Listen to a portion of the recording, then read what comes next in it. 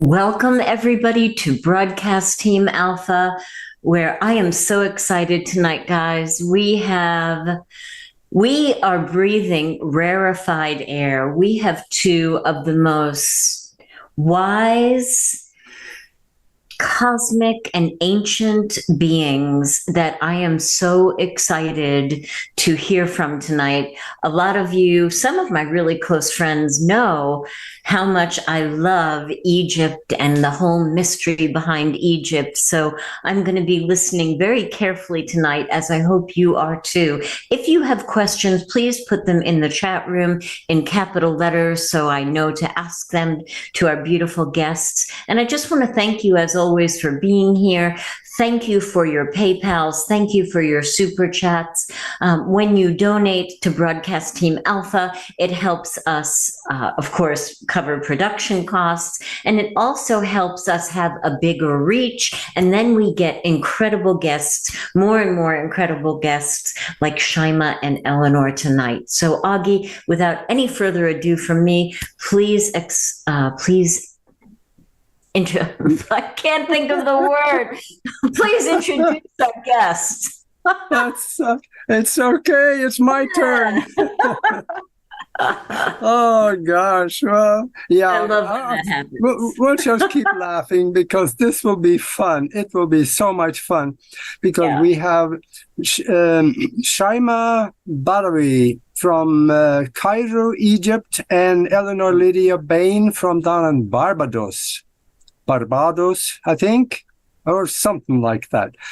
And there is 3 a.m. in Cairo, so we really appreciate you, Shimaa, because there were times in my life when I didn't think 3 a.m. existed, but it does, I guess. So you're looking at it here. And okay, a little bit more serious. This is going to be very educational for me, because we will explore Egypt tonight. What is above the sand, below the sand. And some people say that we may have only discovered about 10% of all the artifacts that is in Egypt above or below the sand. And there are so many secrets.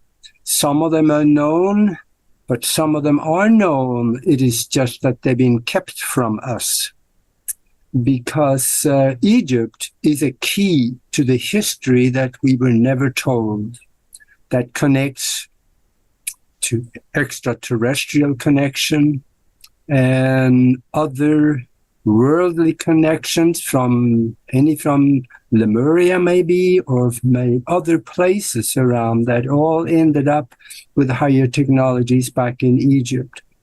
But the handlers of the world, they don't want us to know anything about this history, because the technology of the past, like maybe Egypt, Tartaria, the stone builders of South America, and the collapsed civilizations dating back, maybe even millions of years ago, they outperform us in many different ways compared to what we can do today.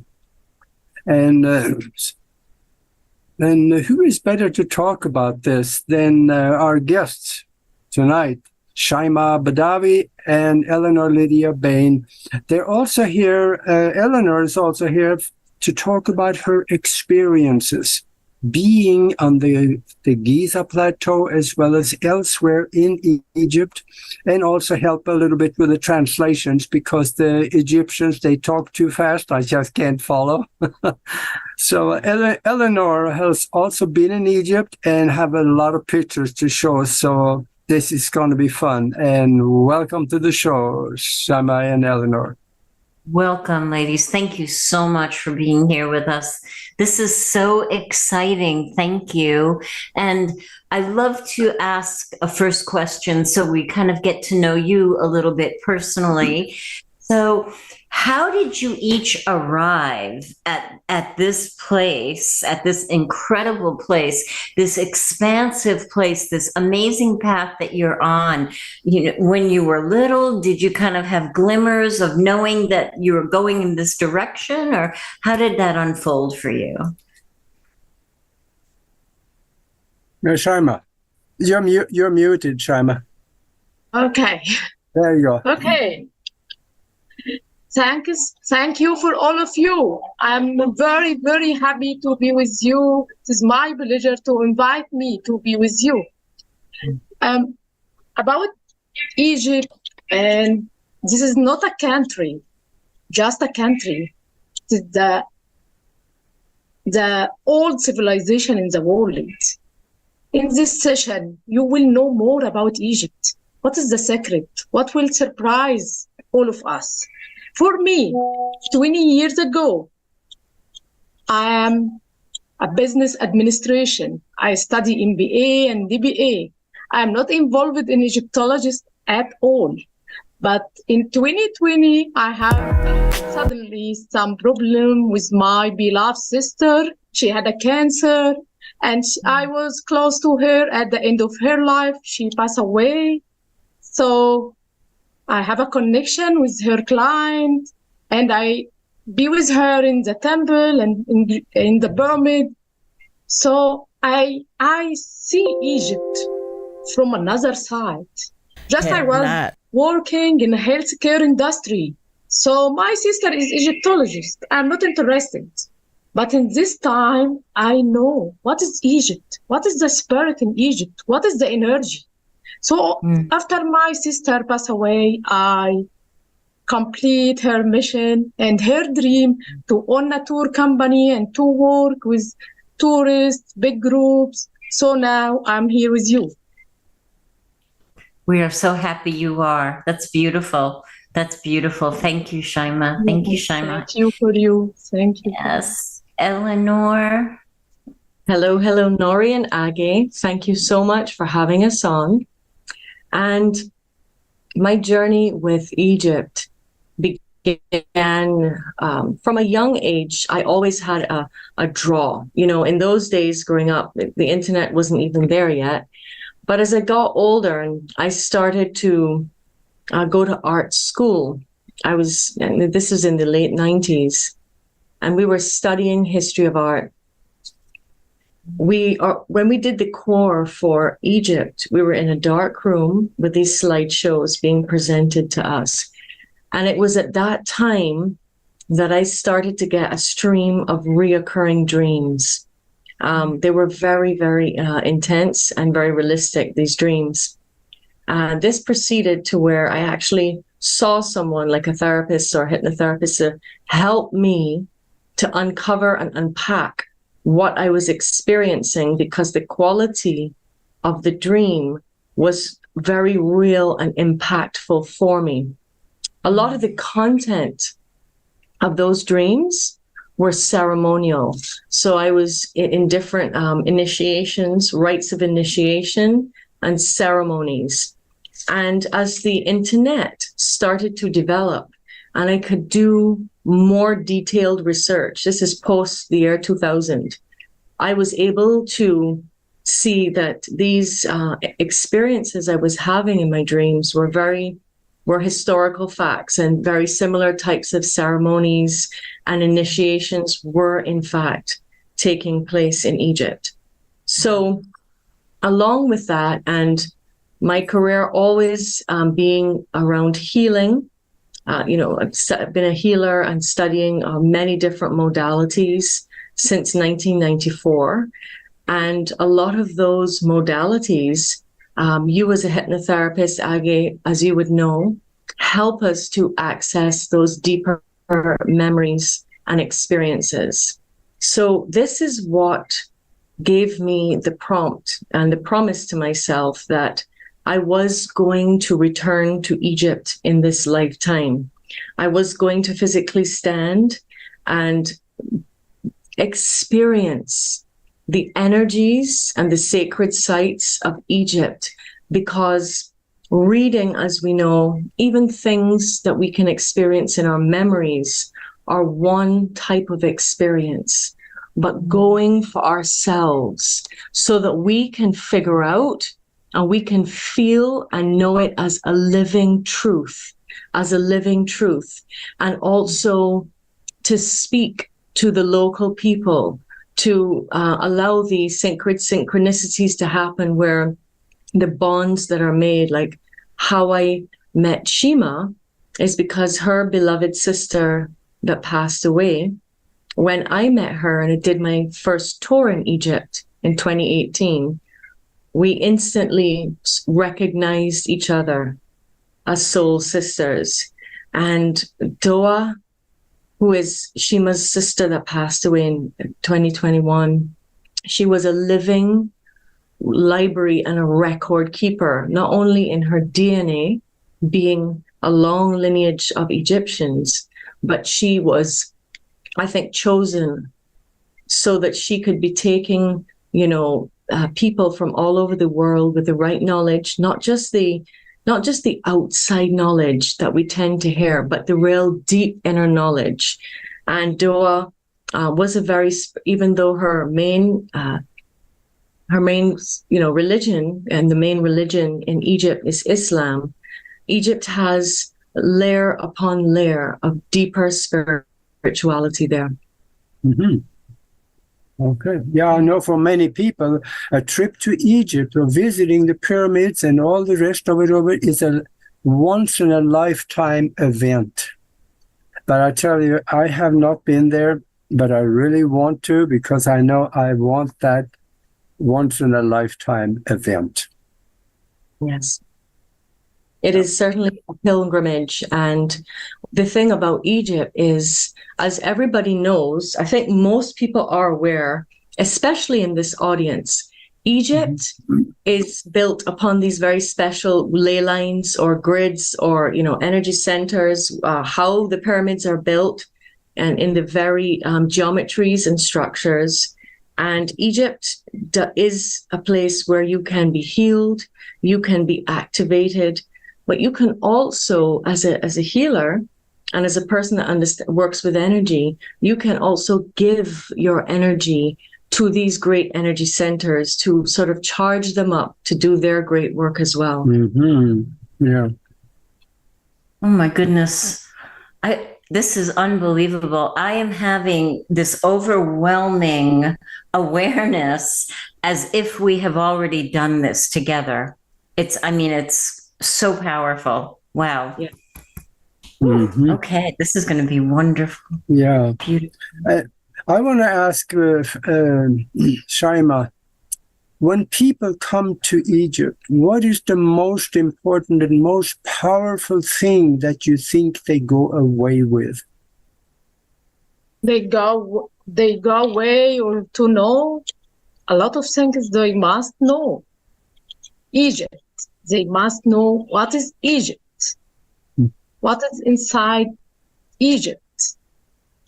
So we will go through around the river and discover, just in the journey through the Nile, starting from Upper Egypt or from Lower Egypt, wherever, you have 7 chakras. You can move for your body, for each one, through the Nile. This is, I know, people don't know this. This is our chakra is through the Nile.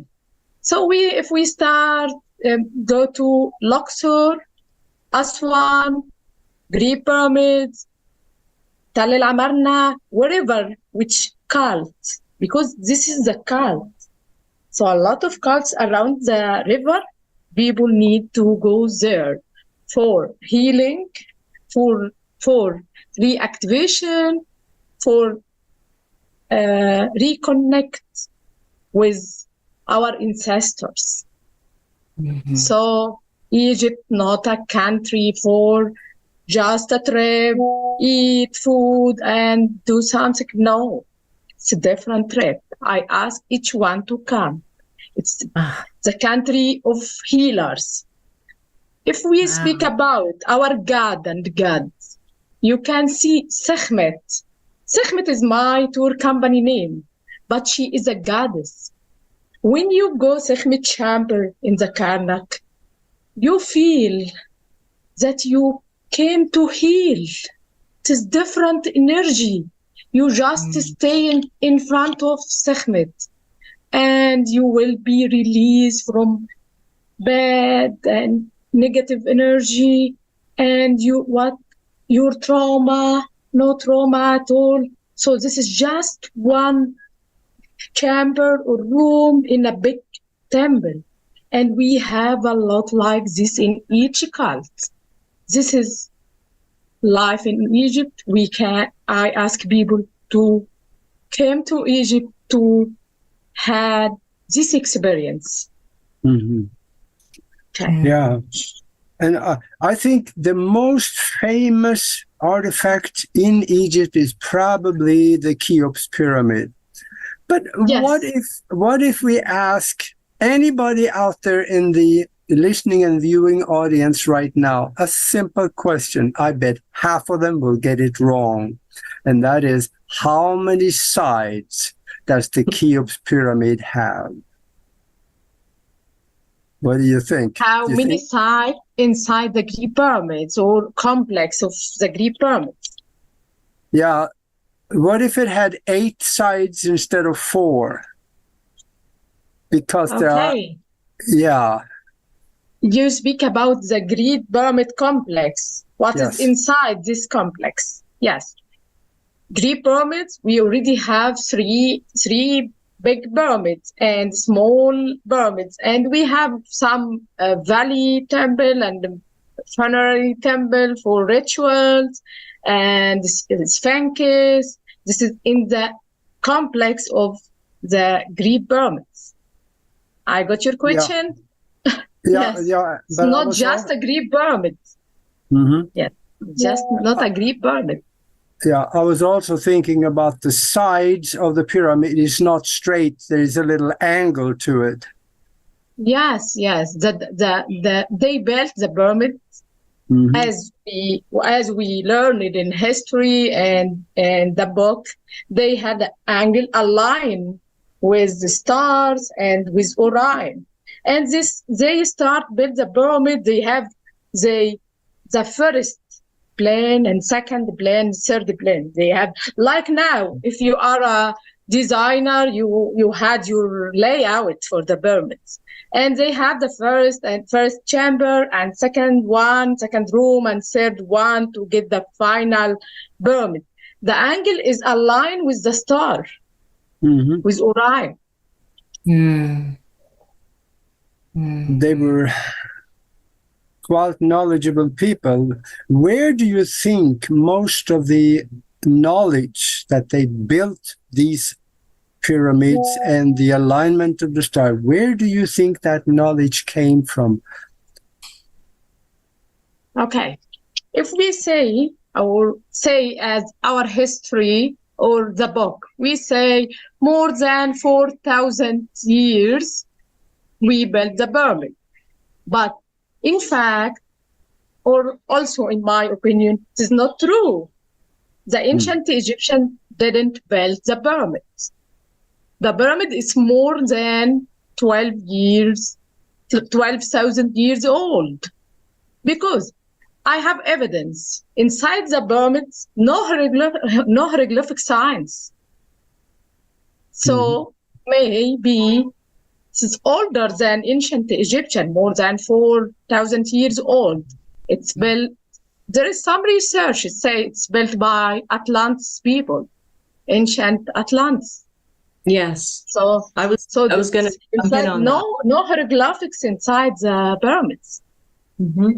Absolutely, because one of the things in my experiences, life experiences there, research, I think Atlantis was considered to be, not, in my opinion, Atlantis was not a location. Atlantis was a civilization that spanned over an era of time. There was an era of time, and Atlantis was not on one physical location on the planet. It was like saying we went through the Bronze Age. Atlantis was an era of time on this planet. And so within that era, there was civilization in Egypt with persons who had the same knowledge. If we look, we see that the Atlanteans had high knowledge of crystal and sound technology. And, this is going to bring us on to, the pyramids being capable not only to generate energy, they are electromagnetic in nature. There are many different functions about the mechanics of how they were built and the effect that has on the human mind, body, spirit complex. When you enter that space, it is like entering a different dimension, and it can alter your ability to perceive time itself and bring in many experiences. So I really believe that there is a lot of the remnants of Atlantis and very much active in Egypt. Some of it is above the surface of the desert. Some of it is under by chance over time, but some of it has been hidden by choice, because I believe that they, as you say, they don't really want us knowing everything that is in Egypt. And obviously, even on this broadcast, there are certain things we must not mention. But I do believe if you are a person who can perceive energy, who can tune in, you will very much perceive and see what is still existing there in terms of the technology in Egypt at this time. Yeah. Yeah, you mentioned something here, pyramids and how they were built. Let's visit that one for a little bit, because we are told, and it says in the history books, that, they have thousands of slaves that was rolling these big rocks on logs.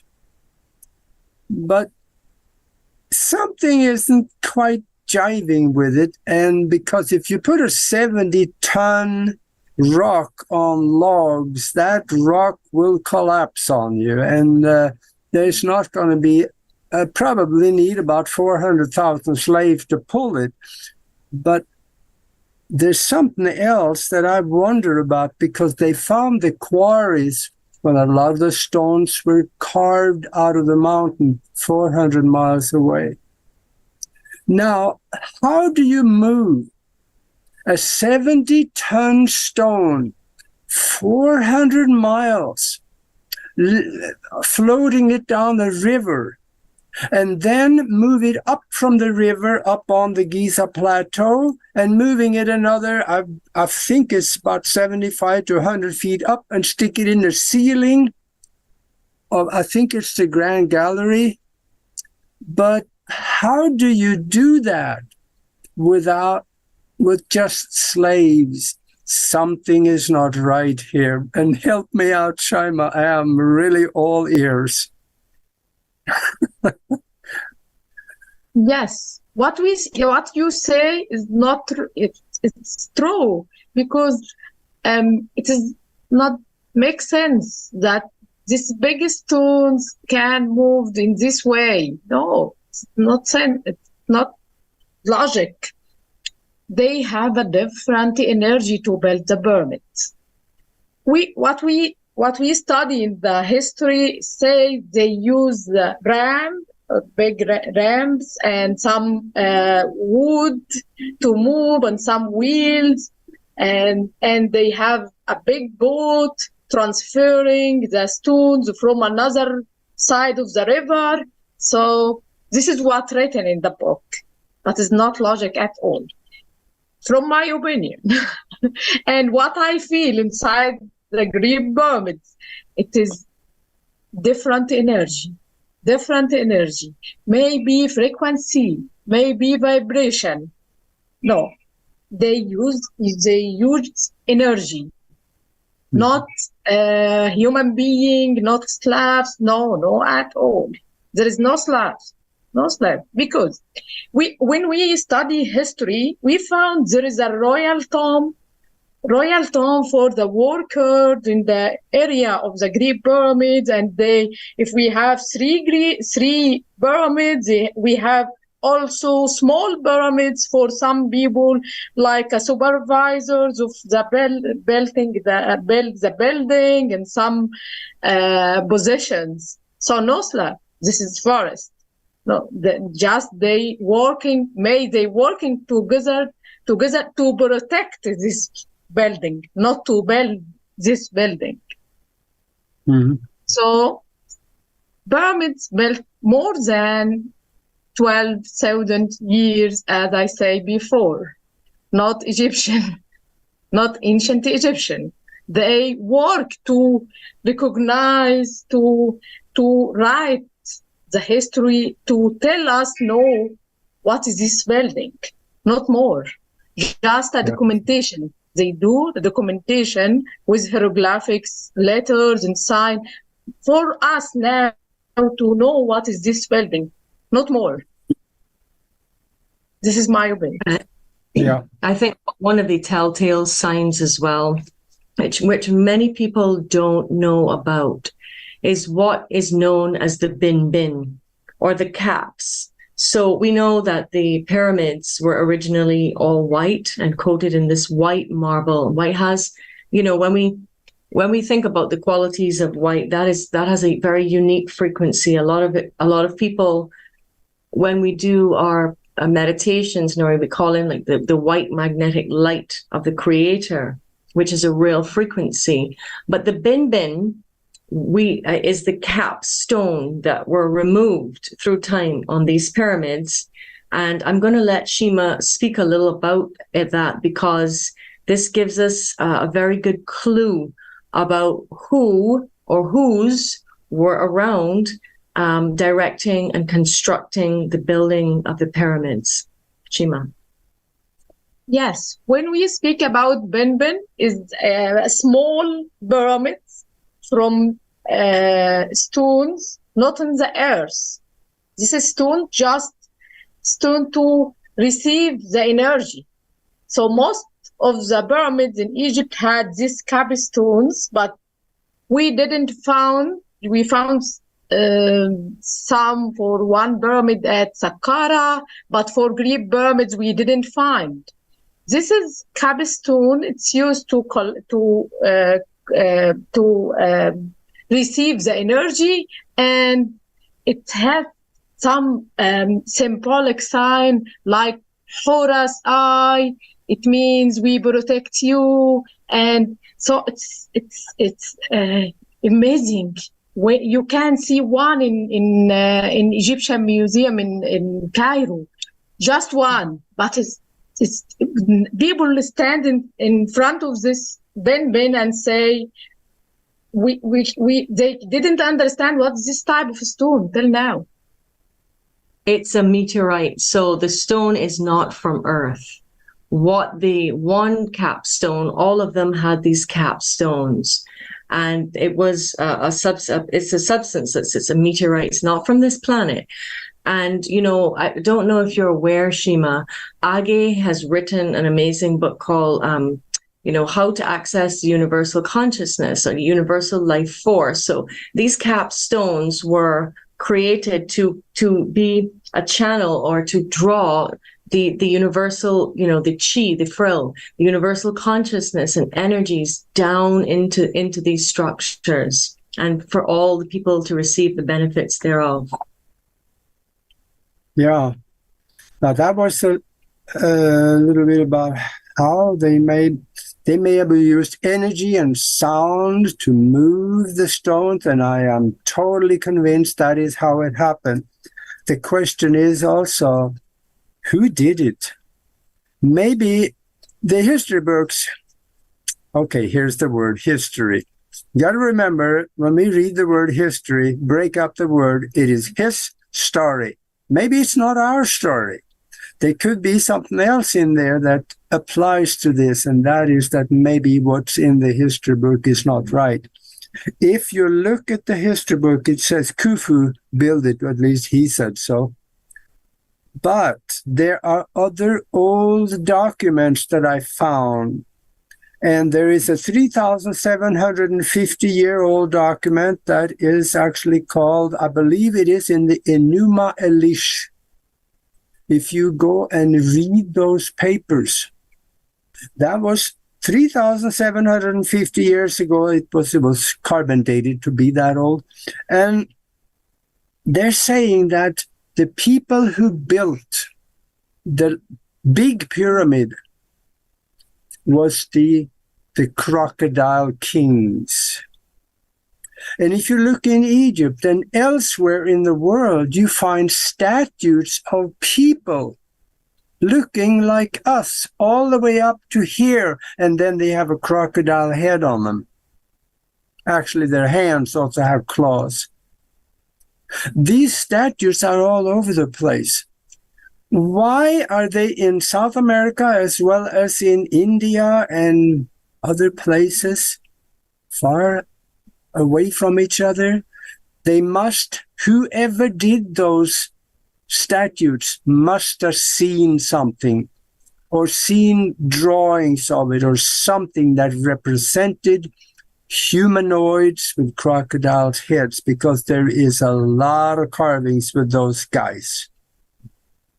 And I challenge the listeners and the viewers out there, go research this and see what you think too, because there is more to this story than just one side. That's my story, and I'm done. It's very fast. Crocodile god Sobek's new, so I didn't hear before, so I will let Eleanor say what she believe on. Well, of course, I don't believe that the crocodile. Sobek. I don't believe that it was in his time of rulership that those, were built, or did he build them?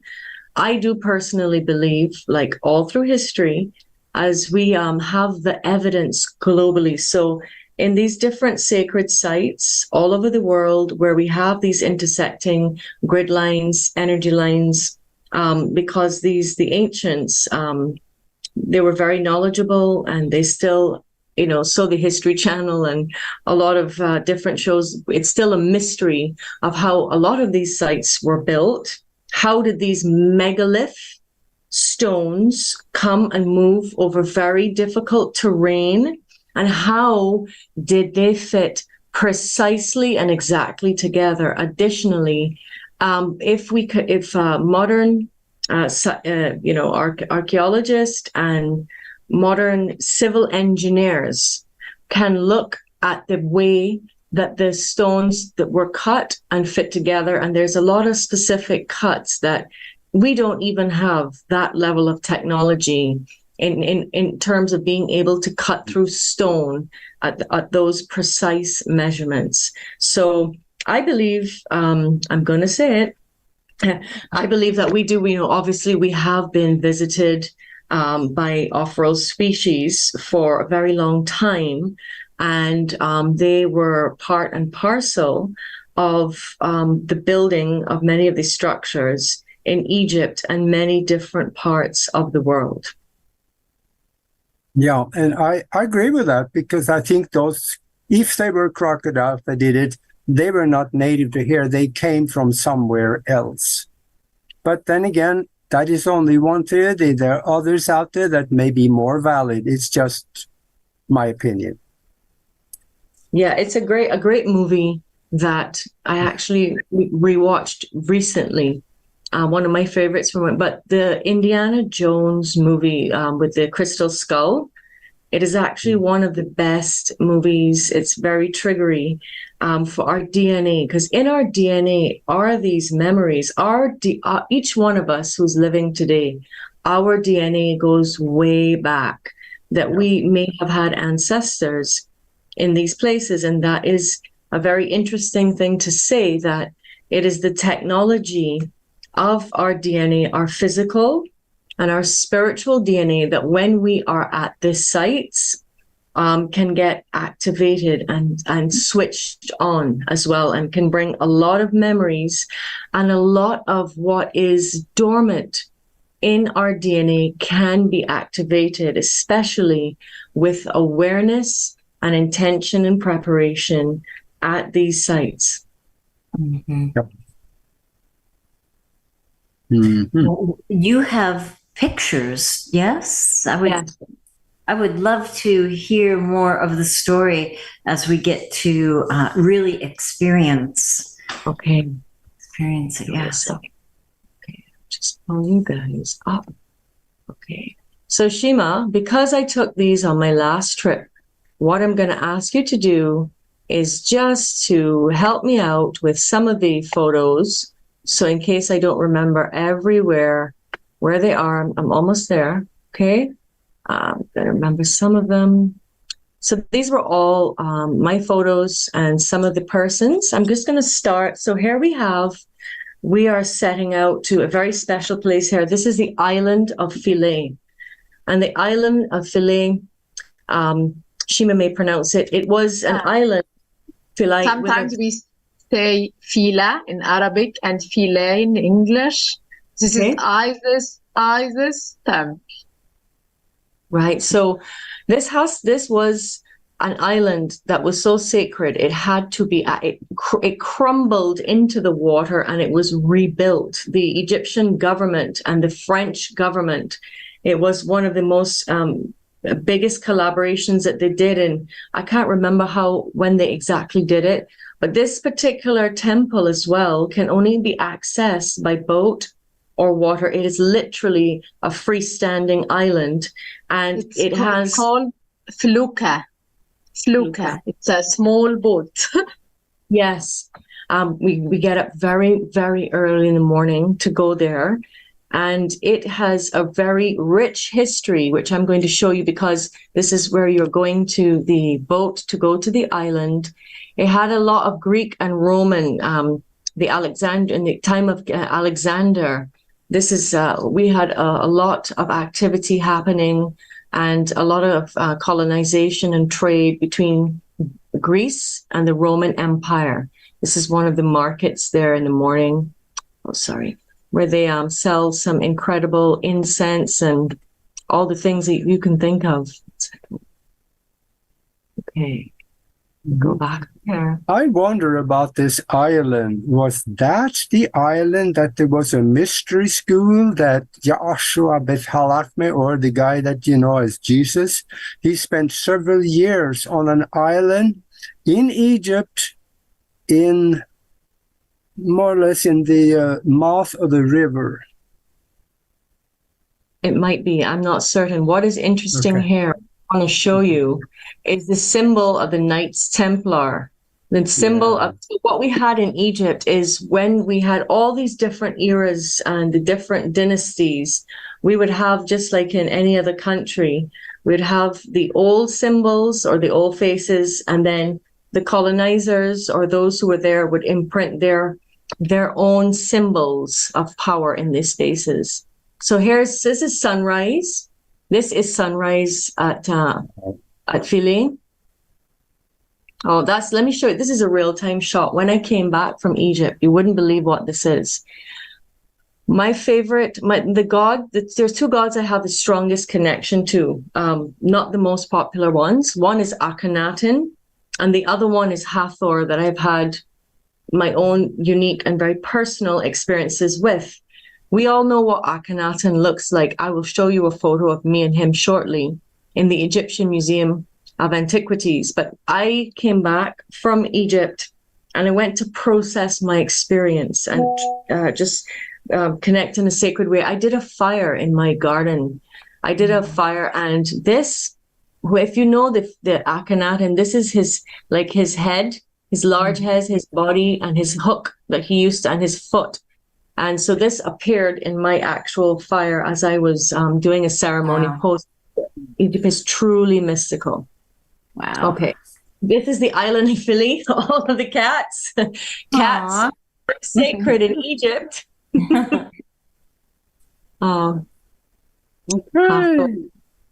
Okay. Go through here. Again, this is all Philae. And you can see all of the different different aspects of this temple and remains. Okay, Hadrian, Hathor, Isis. We have Imhotep, who was made famous in the Mummy movies with Brendan Fraser. Okay. Yes. Oh, sorry, I keep coming out of that window. Okay, just go back. Okay. All right, so let's move on to the Valley of the Kings. Here we start. This is me. This is here in the Valley of the Kings, which is an incredible journey to take. This is where a lot of the tombs, oh, I'm so sorry, the tombs are. So the Valley of the King is a journey that you have to be very ready for. And maybe, Shimaa, you can just talk about it a little bit while I'm pulling up those photos again. Okay. Okay. Valley of This is in Valley of the King. Sorry, it keeps jumping out of my screen. I'm so sorry. Okay. no problem. Go ahead. Okay, Right. you wanted to speak about Valley of the King and Valley of the Queen. This is the big area in the West Bank of Luxor. This is a lot of tomb for pharaohs and kings and women, royal. So you need me to speak about this one or just? We can move on. Here we are. We are, I think, in Hathor's temple. Yes. Hathor. Yes, Okay. this is the famous sistrum for Hathor. She used the sistrum for dance and music. She is famous with these tools. Sistrum. A lot of these tools will be brought back. So I know some people that have created some of these types of tools that they're using metals. Okay, we can talk about this image here as well. The famous light bulb. Yes, this is in Dandara temple in Upper Egypt. This temple was for Hathor, the cow goddess. Hathor is the god of love and fertility and kind. She bring all of people what they want. So when you go there, just ask Hathor, please help me, please protect me. You will gain what you want or what you ask. So from this photo, you see, this is the technology. From their side, from the side, this is big one, included a serpent. So it means the power, it means the energy. And this is called digit pillar. So digit pillar is the sign for stability. What we can use or see in Osirian temple, because it means if you want to be stable or protected, you can use this sign. A symbol, like a bubble around our aura. A lot of people have thought that this was a light bulb, but it really symbolizes like you being in a form of protection or a bubble of protection with your life force is inside. Okay. So this is a cute one. This is many people don't know.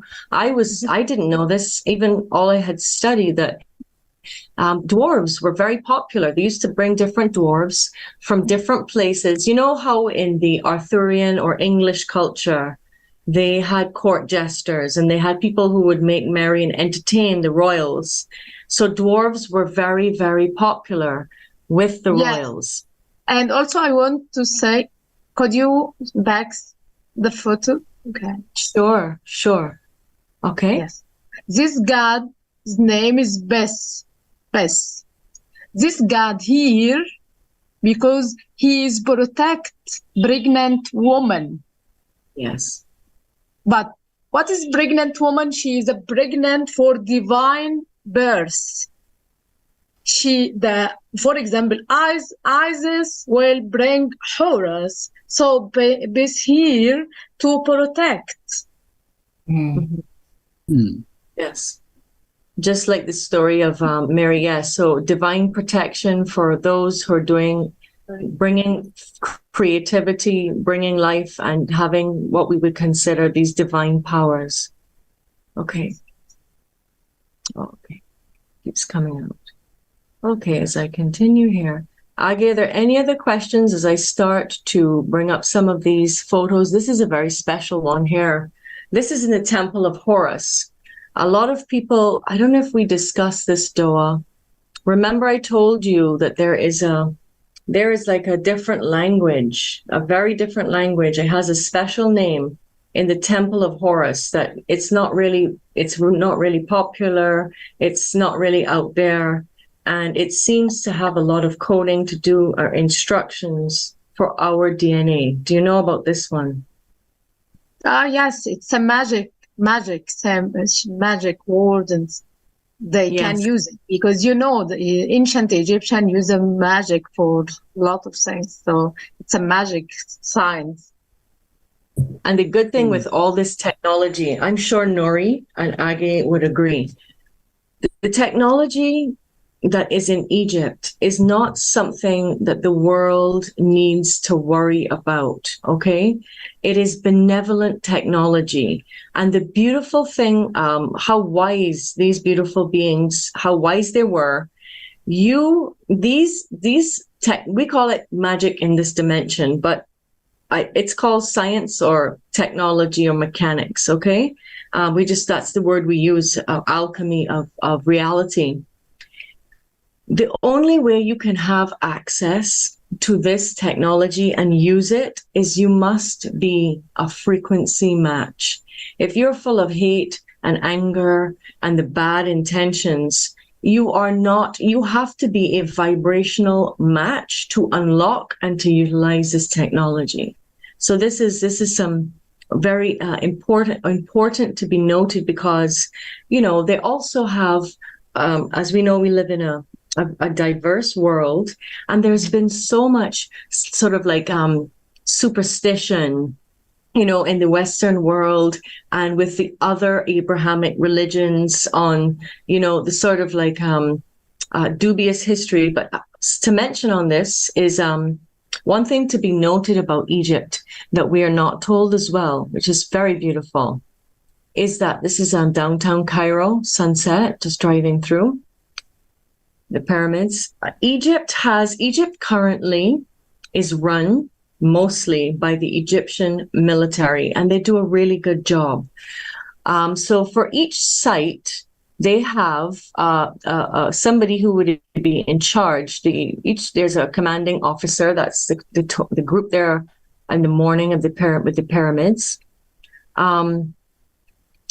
They have someone in charge, yes, of the pyramids, and the military is there. But as many people know, there was an ancient mystery school known as the Egyptian mystery schools. And this is something that Shimaa and I will be talking about in the future. I did have exposure, and I was in a mystery school, and we were exposed to certain teachings within that mystery school.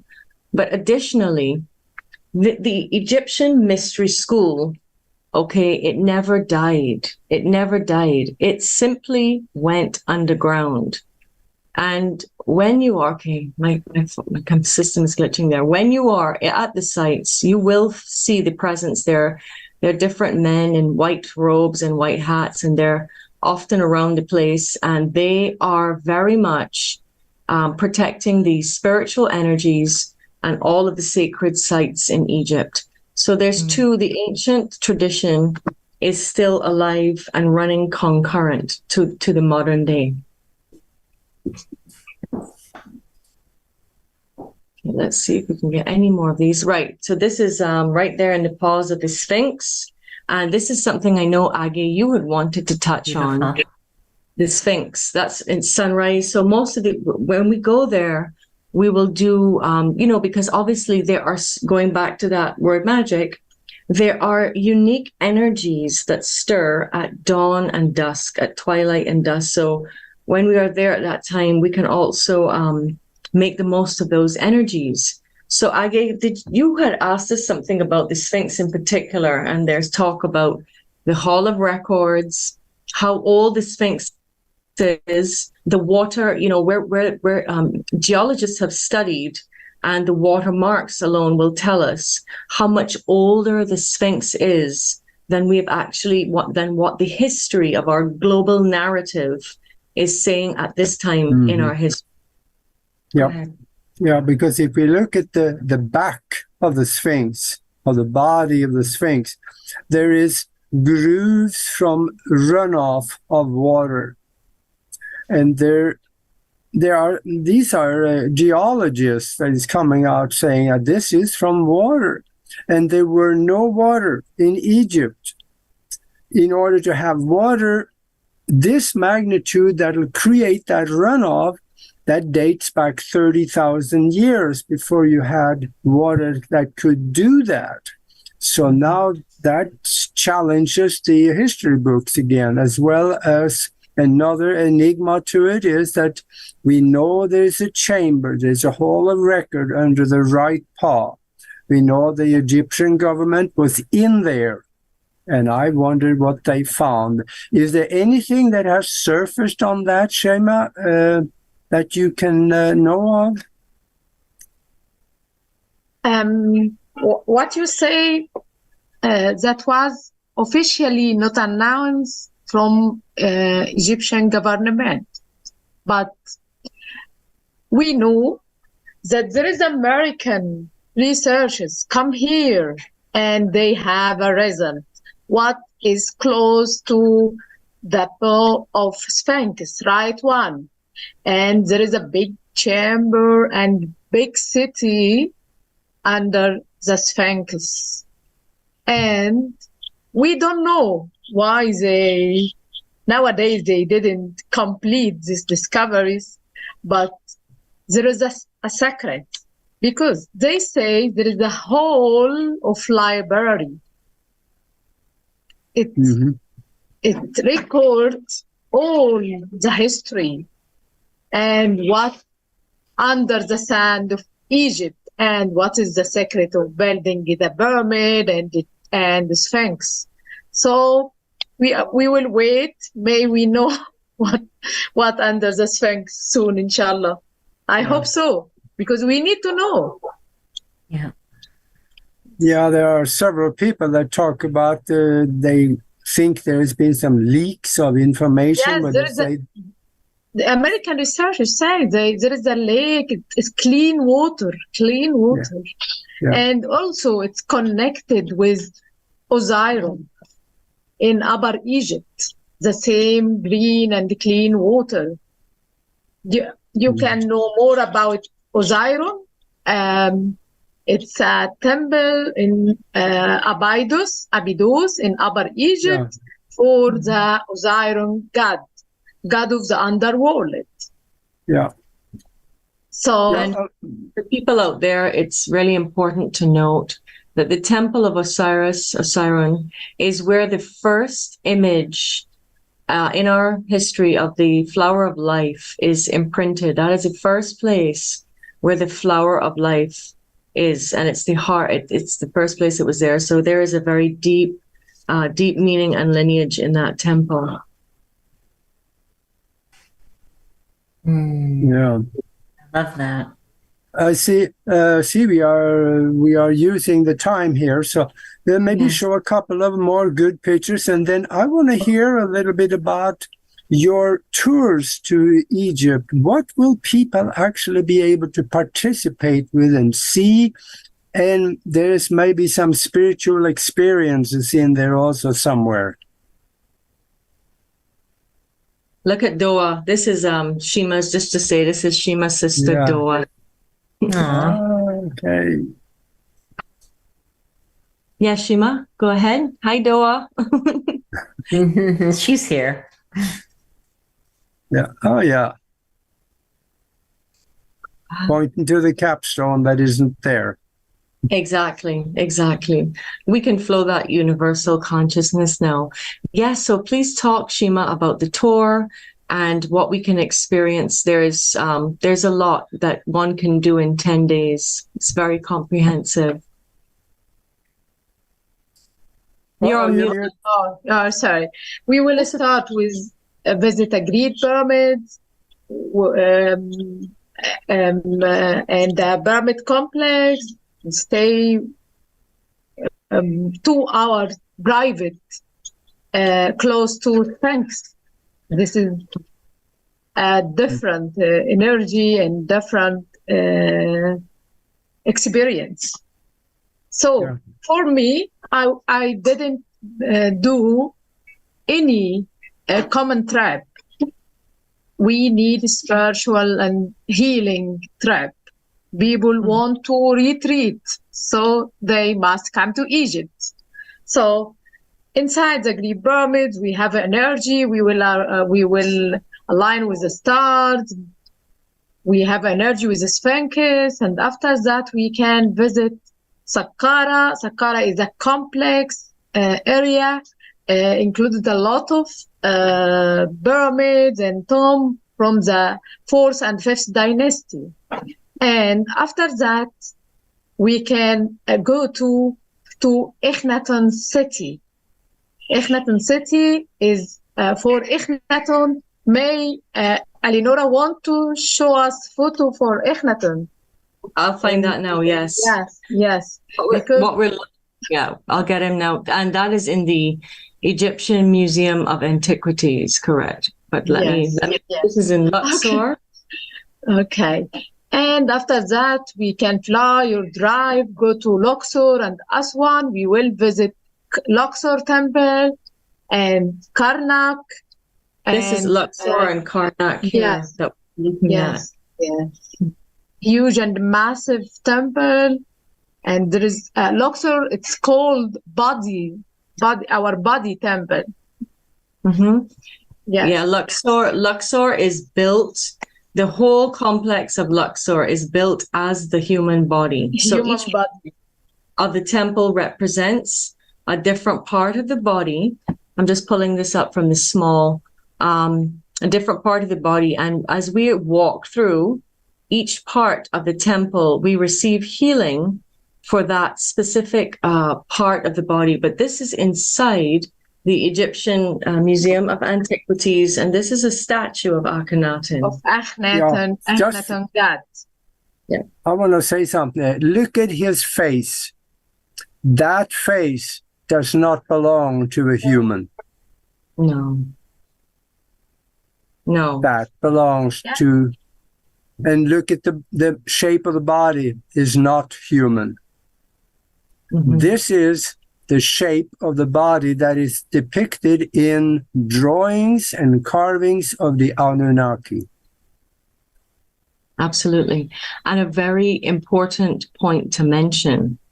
Most people don't know that within the Egyptian Museum of Antiquities, it houses 1/3 of the world's antiquities. So just being in just going to the museum, I mean, you are going to be able to see so many eras of history and time in one place. It's truly, the word is awesome. It can be a bit overwhelming. I remember when we went to see, I never felt a connection with Tutankhamun, but they have a whole huge section dedicated to Tutankhamun. Treasure. Yes. And I just cried. I don't know why. This is Saqqara. Yes. Saqqara. This, yes, Sphinx. Okay, and what you can talk about the other while I pull up the rest here, Shimaa. Mm-hmm. Yes. Also, we bring people to do initiatic path inside the temple of Egypt. So we can have private time in you keep talking. Isis temple and visit. Are you frozen? In Isis temple. What, Shimaa? Okay, you're back with us. Go ahead. Okay. We bring people to have initiatic path in their life, initiatic path. So on the temple. Right. So, for example, when we go to Sekhmet chamber in the Karnak for healing for 2 hours to release And in Isis, we can visit Mamisi's room, the divine birth room. And in Hathor, Hathor is Dandara goddess. We can have a different energy there for our feminine energy. This is very important because in ancient Egyptian woman, it was in the back, close to the man, helping and protecting, and she had her image. When he fight, you can find a woman. When there is a love, you can find a woman. So feminine energy in each temple. Mm-hmm. So we will work on this also. Okay. I see we are down to the end of the show here, but let people know we have your website in the text below, but also tell people where they can find you and where they can get some more information about the tours over there and look at the pictures on your website. Okay. We have a company, sechmetour.com. Already we will share. My name is Shimaa. I am available in WhatsApp and website. All my information in website. I'm ready to help anyone want to come to Egypt, wherever. For example, today I have a group. Their flight, it's different time. Some come at 1 a.m. and some come 3 and some. So I need to handle all this. So I didn't book hotel. Some people stay with me at home. So I'm flexible to help people to have my mission wherever. It is not a business. I love what I do. And also I have a deal with Eleanor to come to Egypt. We have our own itinerary. You can see, and we are open to work with anyone. It's called the Goddess Tour. It will be in March of 2024. And we've made the tour 10 days, but that 10 days will include Cairo. It will include domestic flights. It will include a Nile tour. It is incredible value. It's also the value of us being there with you to guide you and to connect to these energies. So this is an opportunity we wanted to put forward for humanity at this time, and for all those who have ever wanted to go, to have people who are knowledgeable, who know their way around, and make sure that they have a spiritual and a safe journey. Beautiful. Yep. Oh. Thank you so much. Thank you so much. It's amazing. And I can't even imagine how amazing that tour would be. So thank you.